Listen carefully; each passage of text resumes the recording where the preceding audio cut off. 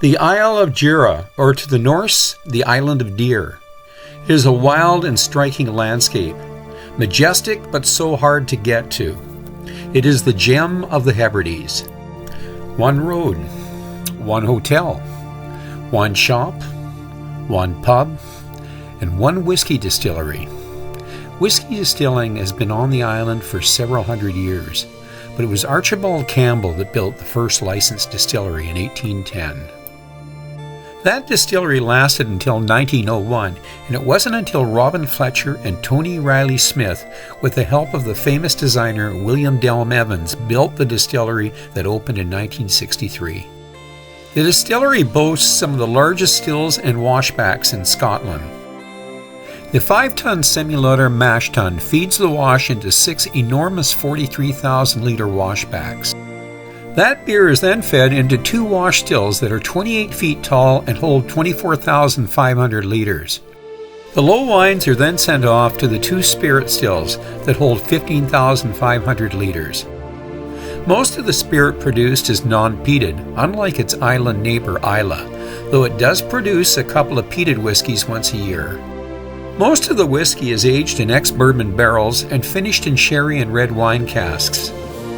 Even though Jura is one of the more difficult islands to get to, it has an increasing number of visitors that are finding their way to experience this remote and beautiful place and its whiskey.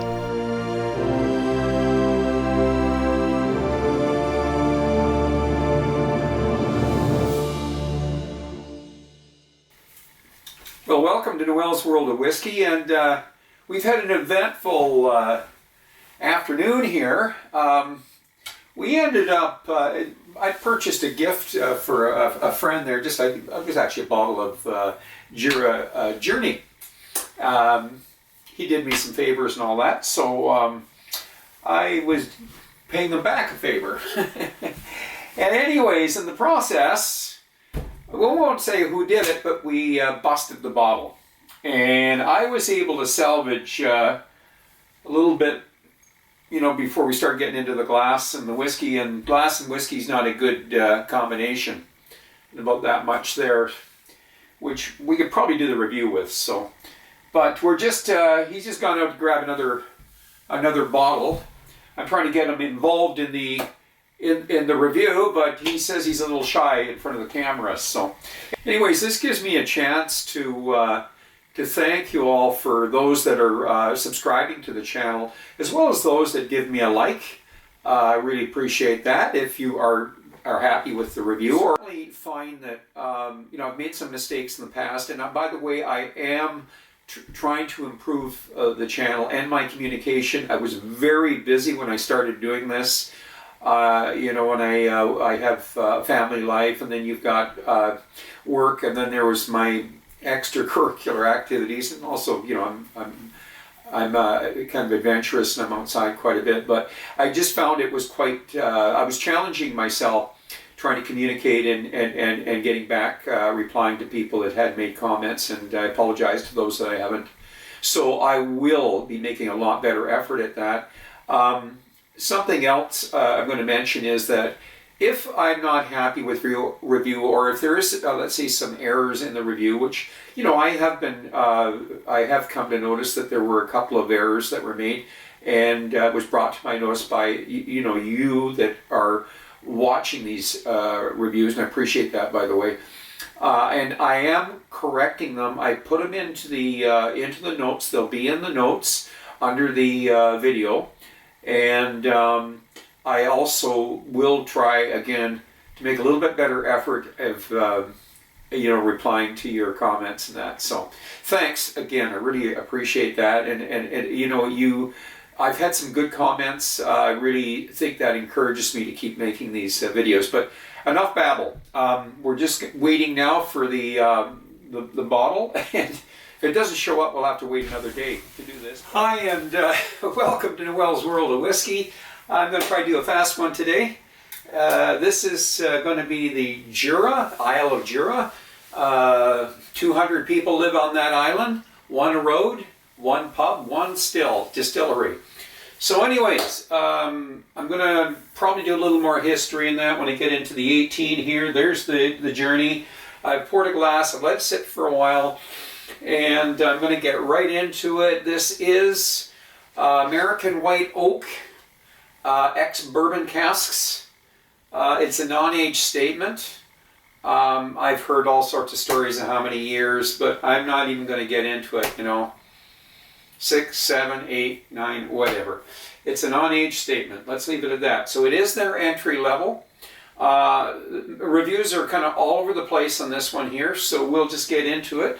And they did have some good reviews, by the way. So let's look a little bit kind of light. It's not a real dark color. I believe it's naturally colored. I heard that this was actually non-chill filtered. I mean, that I read it someplace, non-chill filtered. So I did write the source down, but anyways, so I was kind of shocked. A 40% ABV, non-chill filtered.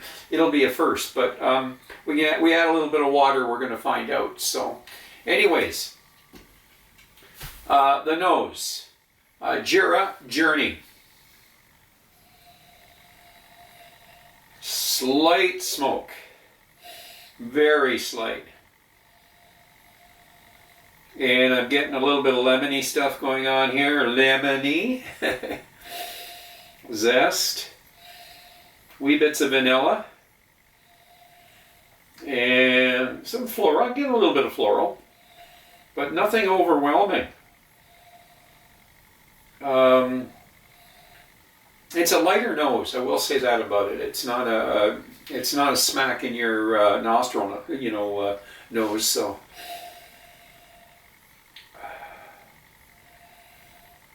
and at 40 ABV, no alcohol. So, slight bit of vanilla. Okay, the palate.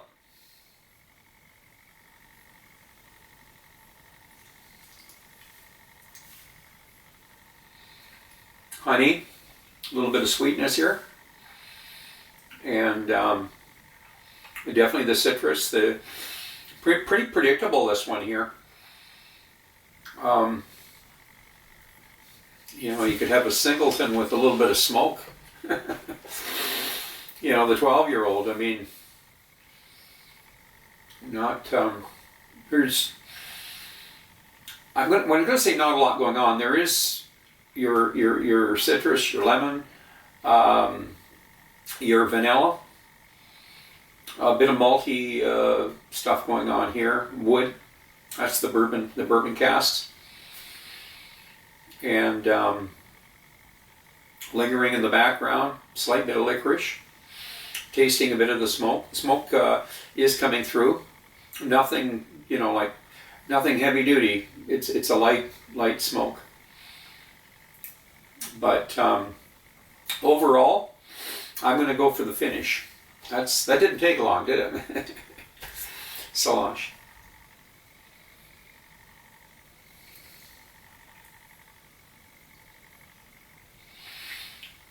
Well, I'm getting the wood. I don't know if this is fresh wood, or we'll say fresh casks. It's refills.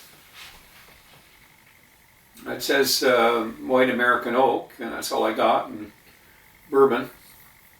Probably, I don't know how much first fill, but I'm going to say some second fill casks, at least second fill. Maybe even some third fill. But the wood's there. Very slight bit of bitterness in that wood too, by the way, with some of the peppery notes going on here, spicy notes. Wee bit of, like the alcohol's not strong, so we get a slight bit of that acetone stuff going on, very slight in the background, not enough to bother you. It's a relatively smooth drink, That's why I threw in Singleton, and I certainly would agree with some of the reviewers, though there's some things that I'm not picking up that reviewers picked up on it. So, but certainly understand it's entry level for smoke in that, not huge, but there is some there. Might be good introductory for somebody starting off with looking for peat. The general notes are what I would expect from ex-bourbon, but certainly not a first fill, more of a second fill.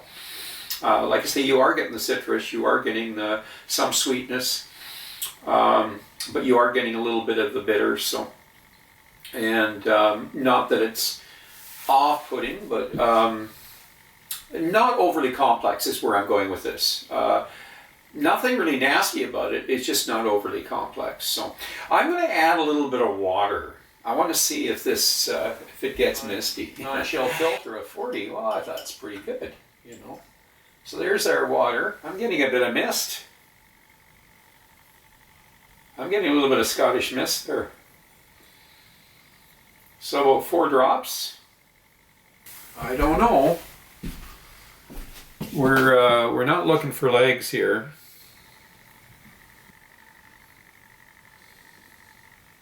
Okay, we saw a little bit of mist in it. Maybe they're right. But having said that, well, we got water. Let's give it the nose with water. 40%, not expecting a lot, so almost lost our smoke here. But we are getting what you would expect, the citrus, certainly the vanilla, and yeah, there's some malty notes. Okay, with water, the palate, 40 ABV, Jura Journey.